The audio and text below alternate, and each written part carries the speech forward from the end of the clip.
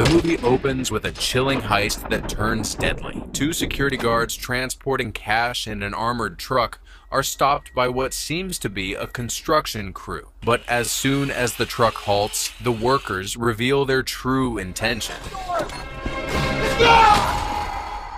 pulling out guns and explosives to rob the truck. Both guards are killed, along with several bystanders caught in the crossfire. The tragedy sends shockwaves through Fortico security, forcing the company to tighten its protocols in an attempt to prevent another such incident. Fast forward 5 months, and a new recruit named Patrick Hill joins Fortico as a security guard. During his orientation, his boss, Terry, brings up the devastating heist, but just so you know, we lost a couple of guards a while back, and bluntly tells Patrick that the culprits are still at large. With this grim backdrop, Patrick is warned to stay alert and follow every rule to the letter.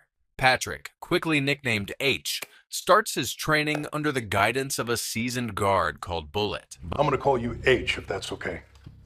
They call me Bullet. But his performance is less than stellar. He barely scrapes by on the qualification tests, scoring just the minimum 70% required. During firearm practice, his shots scatter far from the target, and while practicing truck maneuvers, he backs into a stack of crates. Despite the rocky start, H presses on, determined to prove himself. In the locker room, Bullet introduces H to the team.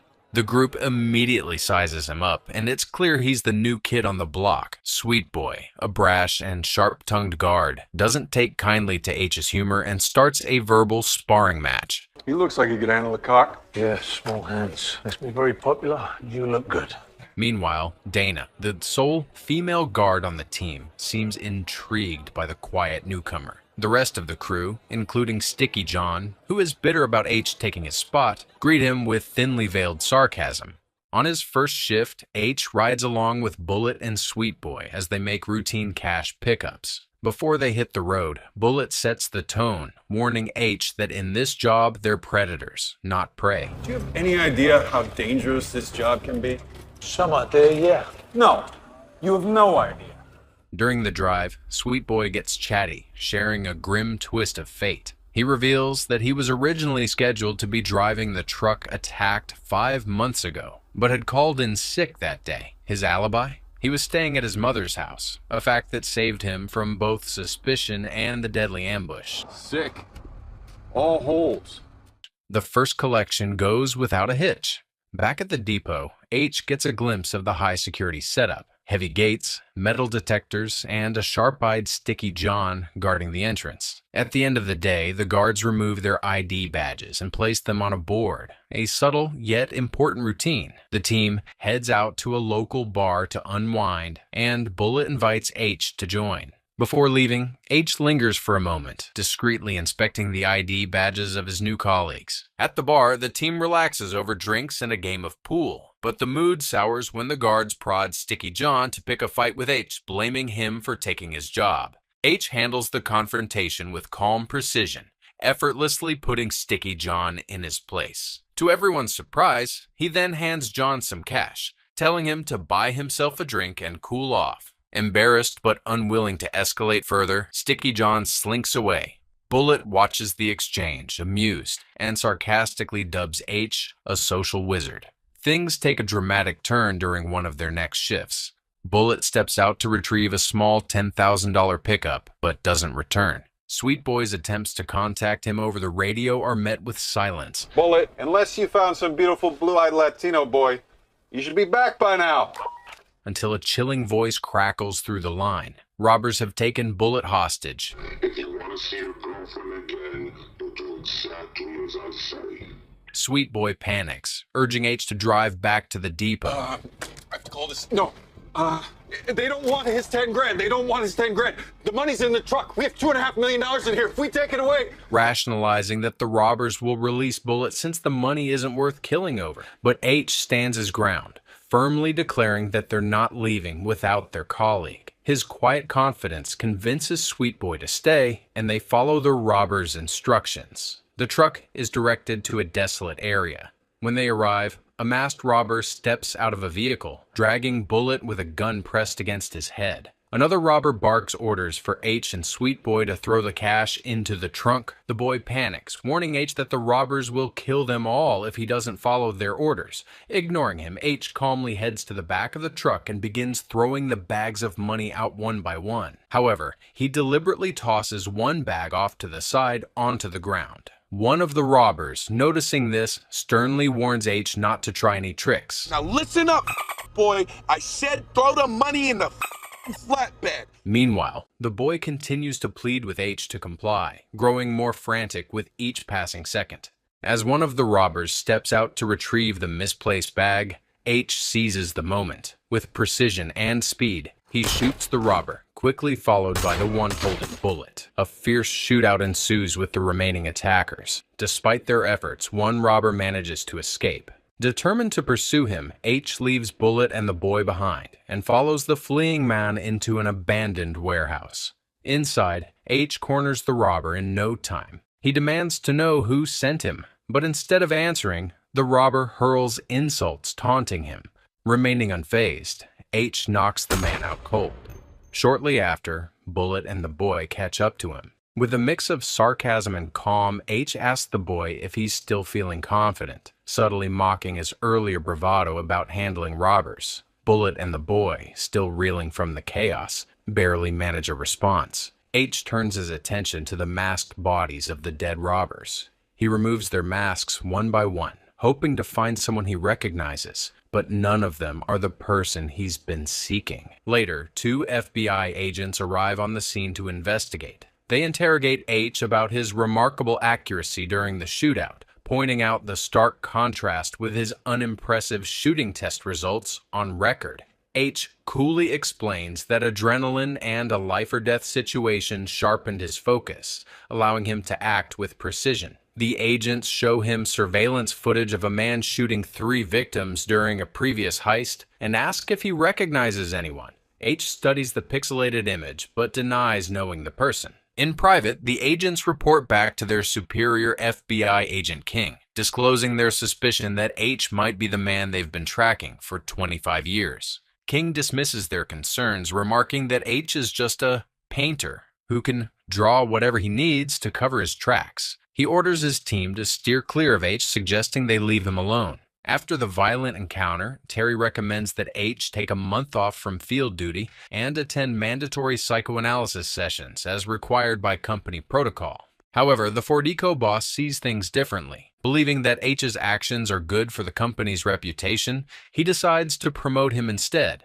H is immediately reinstated, continuing his work as an armored truck guard. Unbeknownst to his colleagues, H begins working behind the scenes, hiring an assistant to compile detailed personal files on all Fortico employees. The investigation includes family photos, personnel records, and even autopsy reports from the guards killed in the earlier heist.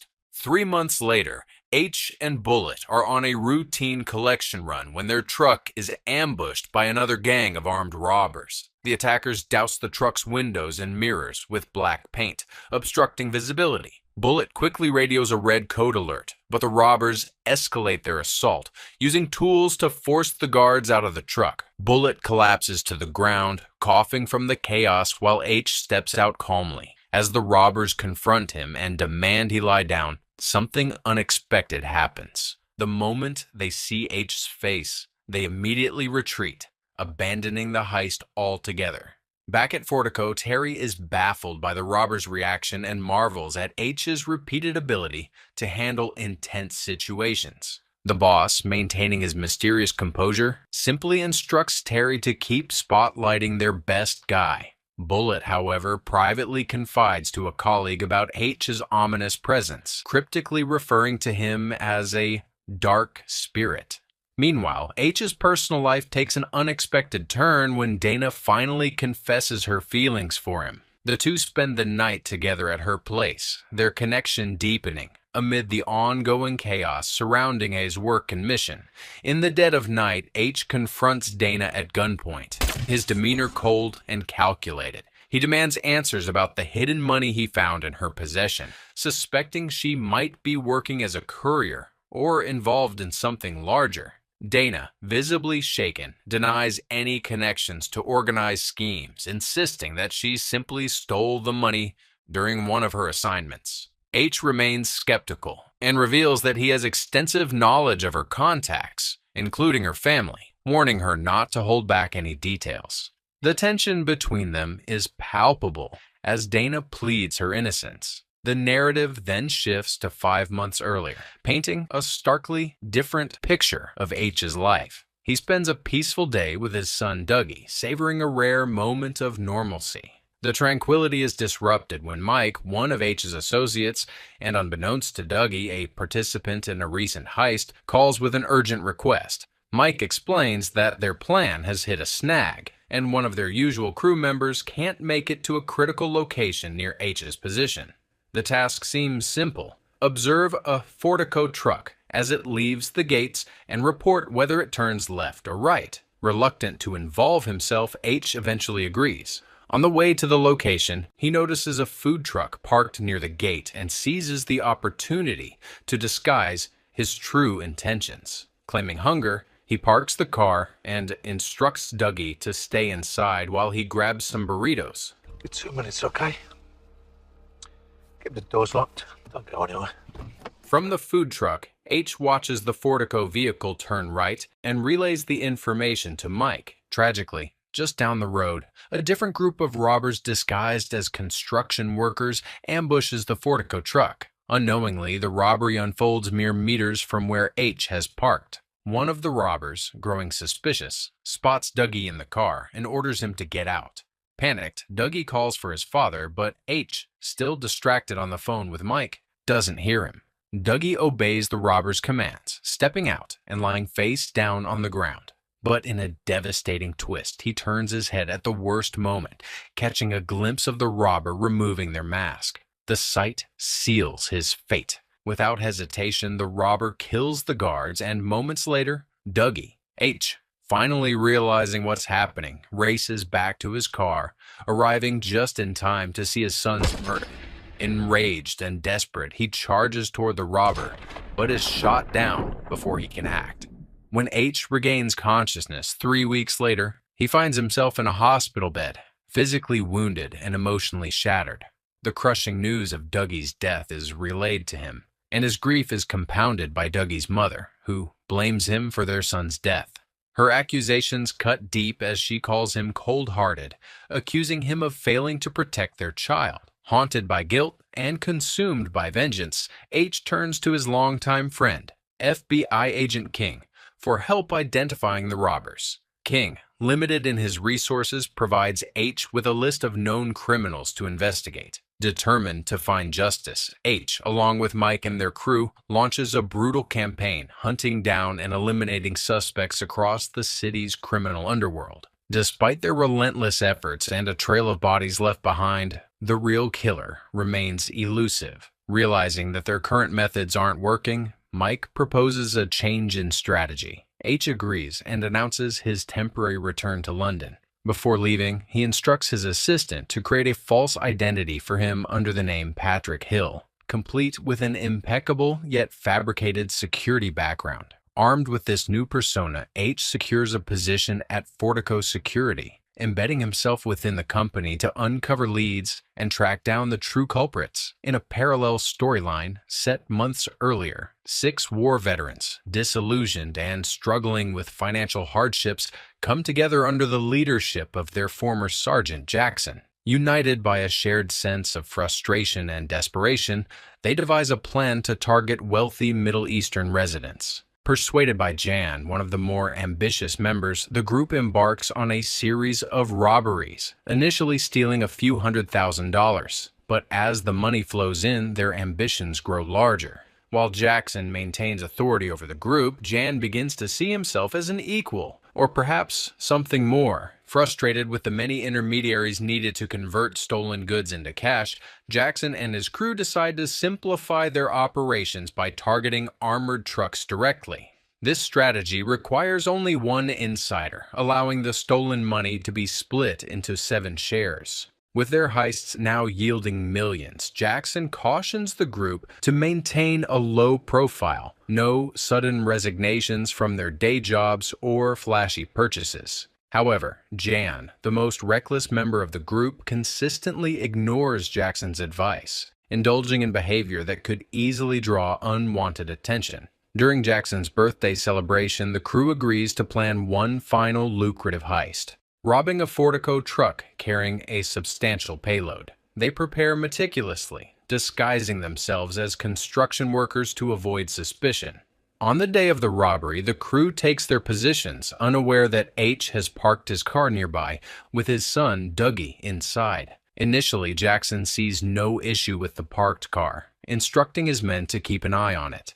As the robbery unfolds, the crew executes their plan, forcing the armored truck guards to exit the vehicle, while Jan holds one at gunpoint. Another crew member drags Dougie out of H's car, forcing him to lie face down on the ground. Meanwhile, the rest of the team moves quickly to secure the money bags. Everything seems to proceed smoothly until one of the guards attempts to reach for his weapon. Jan, quick to react, removes the guard's mask and kills him without hesitation. He then turns his gun on the second guard, eliminating him as well. When Jackson asks if the situation is under control, Jan casually confirms, concealing the escalating chaos. However, Dougie, lying terrified on the ground, has witnessed everything. Realizing the boy could identify them, Jan coldly shoots Dougie. The crew is stunned, and one member furiously berates Jan for jeopardizing the entire operation. Their heated argument is interrupted when they spot H running toward them. Panicked, one of the crew urges Jan to incapacitate him, suggesting a shot to the legs. Jan, however, fires directly into H's chest, locking eyes with him as he falls to the ground. Months later, the group regathers, driven by greed and a desire for even larger payouts. Despite their previous windfall, they find themselves unsatisfied. Jackson reprimands Jan, reminding him that his reckless behavior nearly cost them everything. Jackson then outlines an ambitious plan for their next and final heist, robbing the entire Fortico fleet on Black Friday, a day when over $150 million is expected to be in transit. He emphasizes the high stakes, but promises that if successful, this operation will secure their financial futures forever. At the Fortico depot, Terry briefs the guards about heightened security measures for Black Friday, urging them to remain vigilant. Take different routes there and back. Even a sniff of anything untoward, and you call it in. However, the crew's internal tensions continue to build. Jackson grows increasingly frustrated with Jan's defiance, particularly his reckless spending, which Jackson warns could attract attention. On the day of the heist, Bullet and H partner for their shift. After completing their last run, Bullet finally reveals his dark secret. He is the insider who assisted the crew that robbed their truck months ago, a robbery that led to the deaths of 3 people, including Dougie. Bullet explains that the guards were always intended to be killed,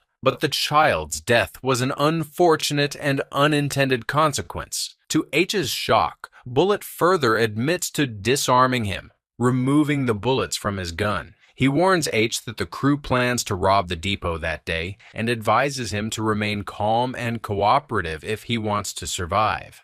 As H processes this revelation, the enormity of the betrayal becomes clear, setting the stage for a dangerous confrontation. Bullet disables the truck's cameras and drives it to the depot, where Jackson and his crew are waiting. As they regroup, one of the crew members strikes H across the face, issuing a warning for him to cooperate during the heist.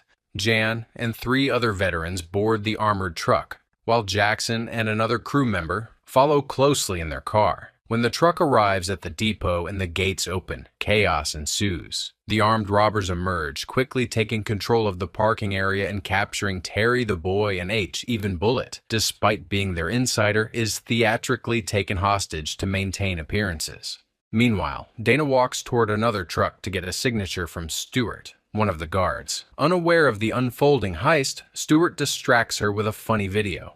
Inside the depot, the robbers tie H to restrict his movements and hold a gun to Bullet's head, demanding that the internal staff open the vault's heavy metal door. Sticky John, upon spotting the intruders, triggers the alarm, prompting a firefight between the depot guards and the robbers.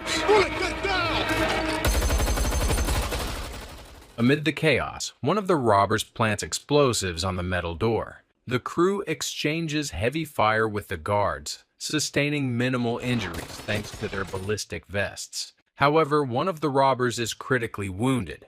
Once the explosives detonate, the vault door is breached, allowing Jackson and the others to enter with their vehicle. With the depot under their control, Jackson commands his team to spread out and secure the area. Outside, the police arrive, their presence signaling the impending arrival of SWAT. Knowing SWAT could stop their escape, the robbers work quickly, loading money into bags while counting down the 8 minutes before reinforcements arrive. The robbers kill most of the guards but fail to locate Dana, Stewart, and Shirley, who hide in the back of an armored truck. Stewart urges the others to wait for SWAT, but Shirley insists on taking action. She opens fire, hitting one of the robbers, creating a momentary distraction. Seizing this opportunity, H uses his concealed pistol to shoot one of the robbers in the leg,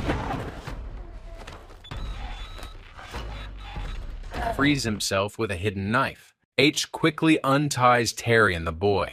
When the boy looks to him for guidance, H tells them to make their own decision. The pair choose to escape through the depot's back entrance, with Terry dragging the boy to safety as H dons the gear of a fallen robber and prepares for the fight ahead. As Shirley continues shooting, she is ultimately killed during the exchange. Dana and Stewart grab weapons and engage the robbers. H advances methodically, removing the helmet of one robber before dispatching them. The remaining crew immediately notices H's actions, triggering a fierce shootout. During the melee, H confronts a heavily armored robber. The two exchange brutal blows before H attempts to fire his pistol, only to find it unloaded. Thinking quickly, he retrieves a knife and uses it to take down his attacker. Meanwhile, Jackson orders the crew to retreat with the money.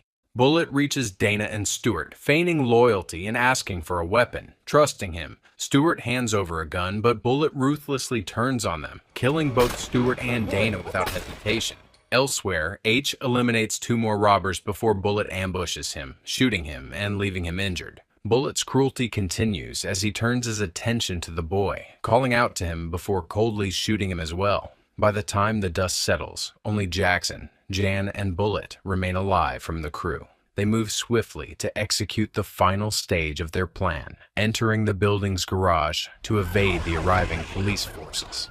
As Bullet and Jan begin loading the money onto a cart for the elevator, Jackson, wounded and sitting in the truck, quietly readies his gun. His sights are set on Jan, hinting at a deadly betrayal just moments away. Jan quickly realizes Jackson's intentions and, without hesitation, slits his throat in a calculated move. He coldly informs Bullet that Jackson succumbed to his wounds as they descend into a hidden tunnel. The two make their way to the other end, where a getaway car is waiting.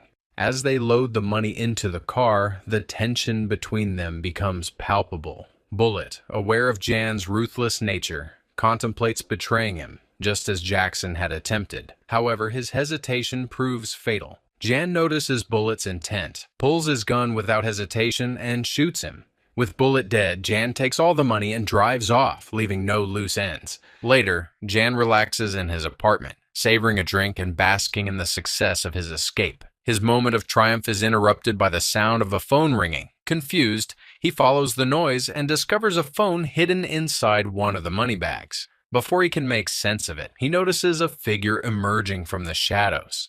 H. What do you want? You here for the money? Jan tries to mask his shock and offers H a portion of the money, attempting to negotiate his way out of the situation. H doesn't respond with words. Instead, he tosses a document at Jan, the autopsy report of his son, Dougie. Jan picks it up and reads the haunting details. 4 bullets, each striking vital organs: the liver, lungs, spleen, and heart. The memory of Dougie's murder and H's presence during the heist floods back to him. Before John can react, H raises his gun, methodically delivering the same 4 shots to Jan that had killed his son. Each shot is precise, mirroring the pain and loss H endured. Jan collapses, his life ending just as coldly as the one he had taken. As H limps out of the apartment, his vengeance complete, he is greeted by FBI agent King, who has been waiting outside. King calmly asks if the job is finished. Without looking back, H nods and walks into the night, leaving the scene of his long-sought revenge behind.